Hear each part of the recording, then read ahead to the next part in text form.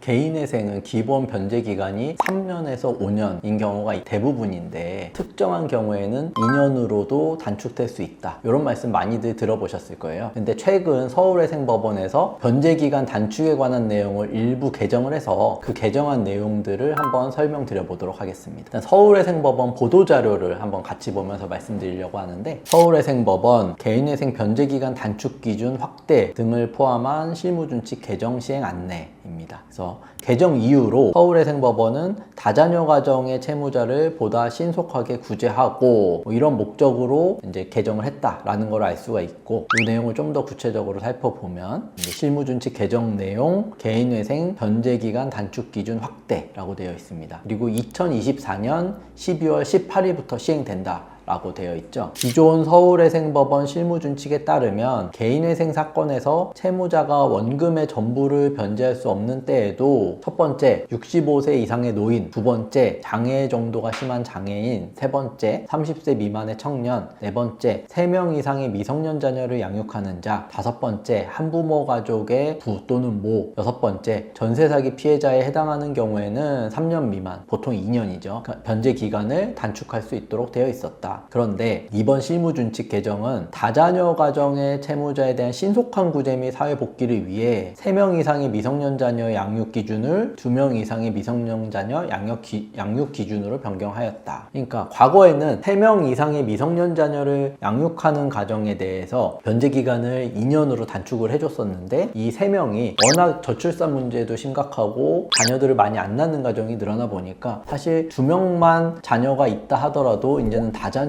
가구에 해당한다 라고 파악을 해서 이렇게 2명 이상으로 개정을 하게 된 거죠. 근데 이제 변제기간 단축, 사실은 청년층 같은 경우도 2021년도에 청년 채무자의 변제기간을 단축하면서 서울회생법원이 이런 기준들을 내세운 적이 있었어요. 보도자료를 통해서. 어떤 기준이었냐라고 하면은 청년들 같은 경우도 만 30세 미만이면 변제기간을 24개월로 단축하지만 단축할 수 없는 예외 사유들도 보도한 적이 있는데, 예외 사유들이 뭐였냐면 채무 발생 원인이 도박, 사행성 게임, 주식 가상화폐 등 투기성 소비, 이와 유사한 원인, 아니면 두 번째로 변제율이 20% 미만이거나, 세 번째로 채무 총액이 1억 5천만 원 이상, 아니면 네 번째로 개인 채권자가 2명 이상 있는 경우, 아니면 다섯 번째로 무성권 있는 개인회생 채권, 세금이라든지 임금 채권 등이 해당되는데, 이런 경우들이 변제 기간의 2분의 1을 초과하는 경우, 이런 경우들은 변제 기간을 단축할 수 없다라는 기준을 발표했어요. 그러니까 이거는 청년층에 대한 30세 미만 청년층에 대한 변제 기준 단축 기준을 발표하면서 그 예외 사유로 든 건데, 이 경우가 동일하게 적용될지는 조금 더 지켜봐야겠지만